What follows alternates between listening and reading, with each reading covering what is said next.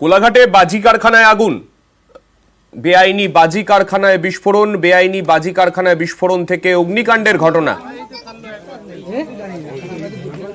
আমাদের সঙ্গে রয়েছেন আমাদের প্রতিনিধি সুজিত। সুজিতের থেকে একটু বিস্তারিত জানতে চাইবো। সুজিত, যে জায়গায় এই আগুন লেগেছে ঘনবসতিপূর্ণ এলাকা বলে মনে হচ্ছে, এই রকম জায়গায় একটা বাজি কারখানা চলছিল, এতদিন পর্যন্ত প্রশাসনের তরফে কোনো নজরদারি ছিল না? শুধু বাজি যে তৈরির কারখানা চলছিল সেটাই কিন্তু নয়, একই সঙ্গে এই এলাকায় এরকম মাঝে মাঝে বাজি যে তৈরি হচ্ছে সেখানে কিন্তু আগুন লেগেছে এবং বাজি ফেটে বিধ্বংসী অগ্নিকাণ্ডের ঘটনাও ঘটেছে এবং তখনই ধরপাকড় হয় যখন এ ধরনের ঘটনা ঘটে। কিন্তু তারপরে পুলিশ একেবারে চুপচাপ থাকে এবং সেই সুযোগ নিয়ে এই যে গ্রাম কোলাঘাটের যে গ্রামের ছবি দেখাচ্ছি আমরা গতকাল রাত থেকে, সেখানে দেখা যাবে একেবারে ঘনবসতি এলাকা।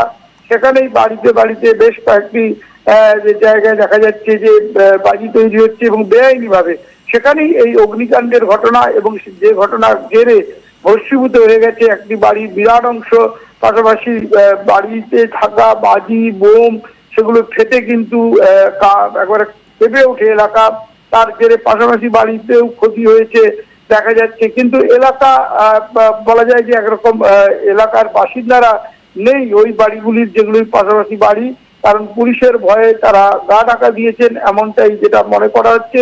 পুলিশ পিকেট বসেছে এবং ঘটনার পরপরই দেখা গেছে কি না দমকলের দুটি ইঞ্জিন এসে আগুন নেভানোর চেষ্টা করে, কয়েক ঘন্টার চেষ্টা আগুন নেবে। এই যে বাজি কারখানা যেটাতে আগুন লেগেছে সেইটা কতদিন ধরে চলছিল, সেইটার বিষয় কি কিছু বিস্তারিত জানা সম্ভব হয়েছে? দেখো, মুখে কুলু বেঁধেছে গ্রামের মানুষ, প্রতিবেশীরা, তারা বেশিরভাগই নেইও।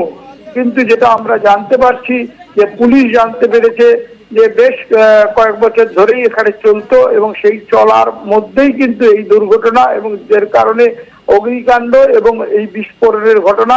তাতে হতাহতের খবর এখনো না জানা গেলেও ঘটনার পরপর কিন্তু এলাকা ছাড়া হয়েছেন প্রতিবেশীরা, স্থানীয় বাসিন্দারা। বেশ।